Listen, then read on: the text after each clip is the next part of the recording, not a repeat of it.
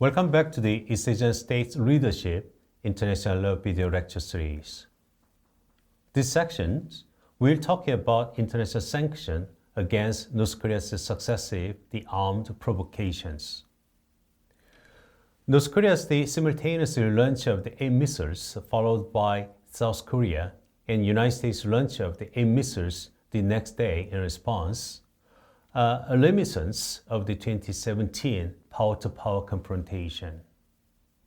In addition, North Korea is preparing for the nuclear tests in Punggye-ri and Hamgyongbuk-do in province in North Korea.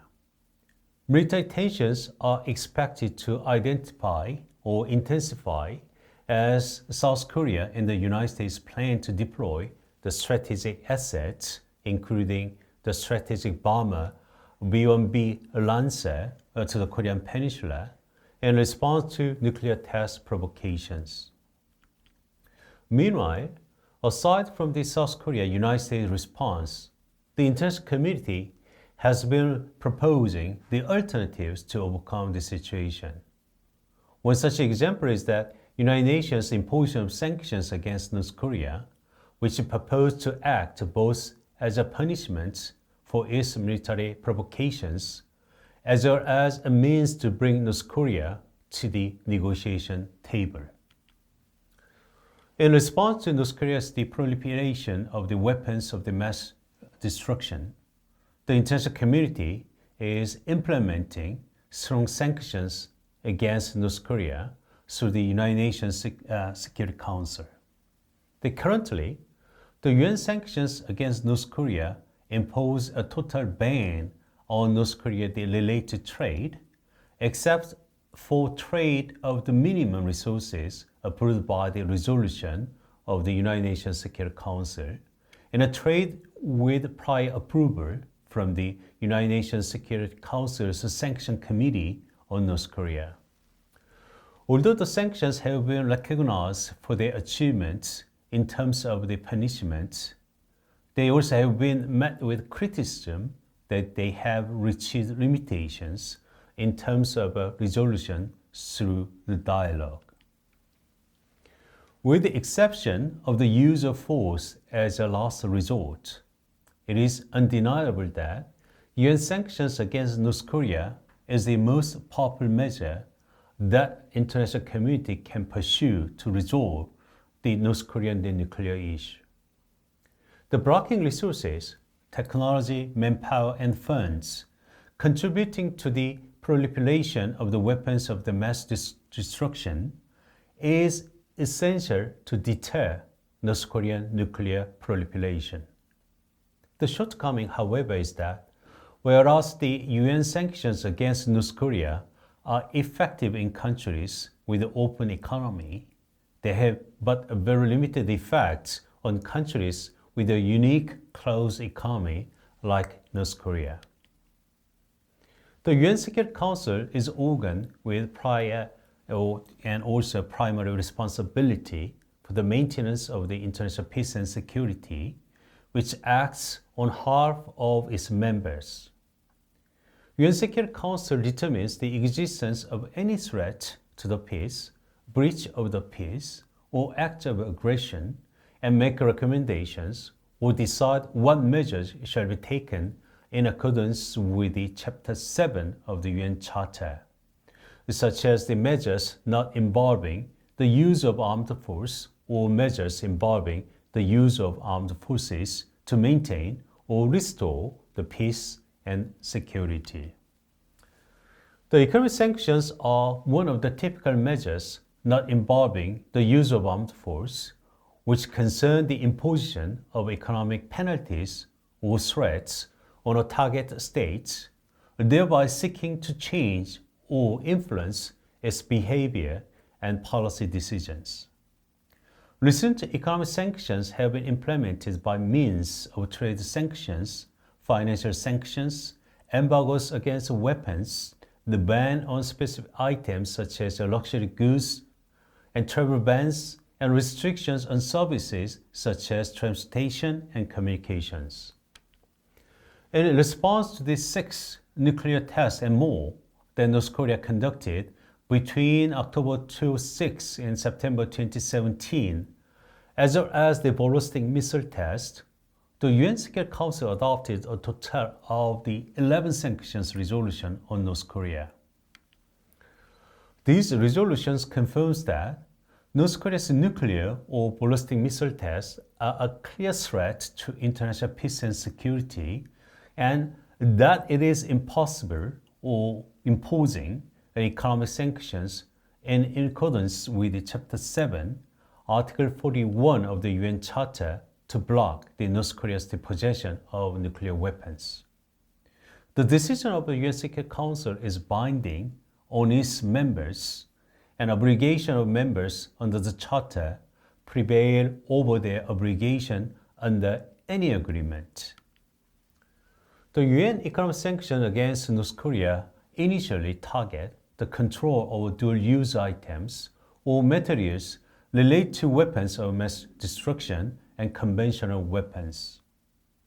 Subsequently, due to the continual provocations from North Korea, the sanctions expanded the scope of prohibited items of import and export, as well as energy sector, or demanded repatriation of all North Korean overseas laborers to North Korea within 24 months, the strengthened the maritime lockdown measures, thereby banning almost all North Korean trade, investment, and financial aid.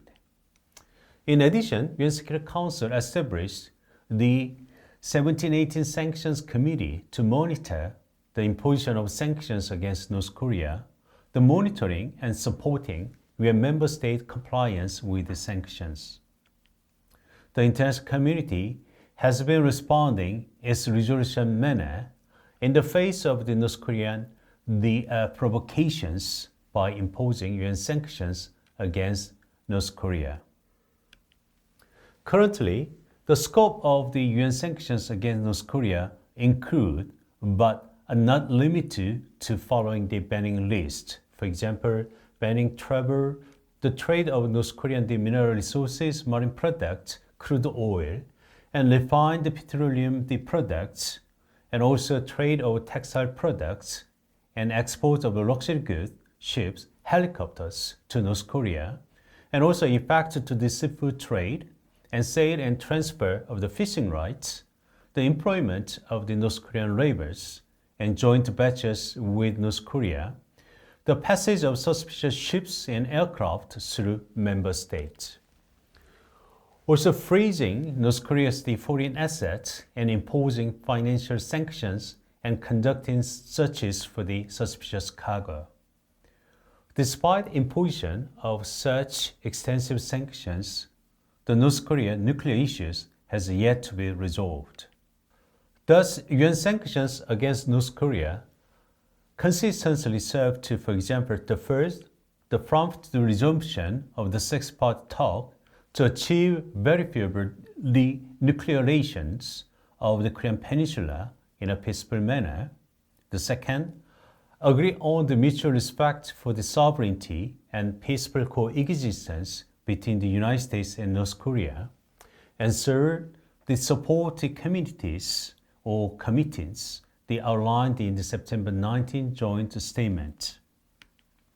Moreover, it stresses the rejoining on the Treaty on the Non-Proliferation of Nuclear Weapons, so-called the NPT, and the re-implementation of the International Atomic Energy Agency, IAEA safeguard as a specific means to achieve the aforementioned goal.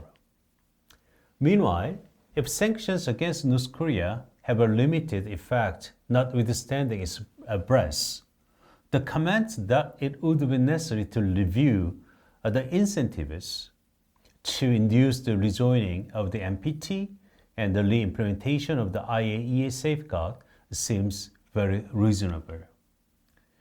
Regardless of whether the North Korean provocations, including the successive missile launches, are a sign calling for dialogue between the United States and North Korea, or attempt to upgrade its nuclear weapon and missiles, it is necessary to resume dialogue to resolve North Korean nuclear issue. Powerful confrontation not only pose a great danger to the Korean Peninsula, pushing in to the brinks of the war, but it also the inadequate as a fundamental strategy to resolve the North Korean nuclear issue. Before and after 2018 North Korea-US summit, the following two methods were discussed.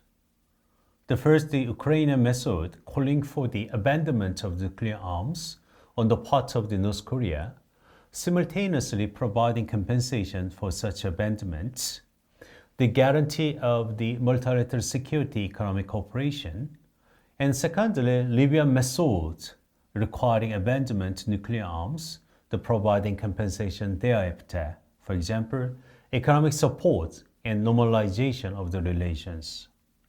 However, because North Korea effectively rejected the foregoing method, it is necessary to devise a creative North Korean method.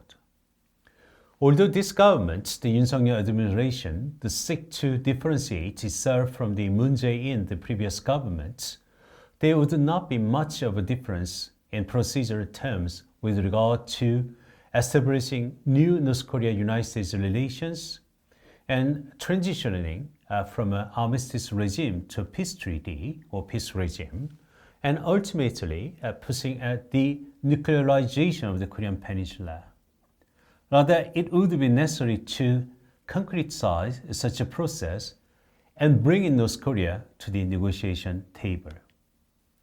As it relates to UN sanctions against North Korea, not only is practical cooperation in industries requiring investment in North Korea restricted, but also trade in general goods. Until sanctions on North Korea ameliorate or lifted, cooperation or interaction between North and South would be practically impossible. Nevertheless, the dialogue channels should be activated to resolve the North Korean nuclear issue, and efforts should continue to be directed at establishing peace on the Korean Peninsula. Thank you very much for your very kind attention.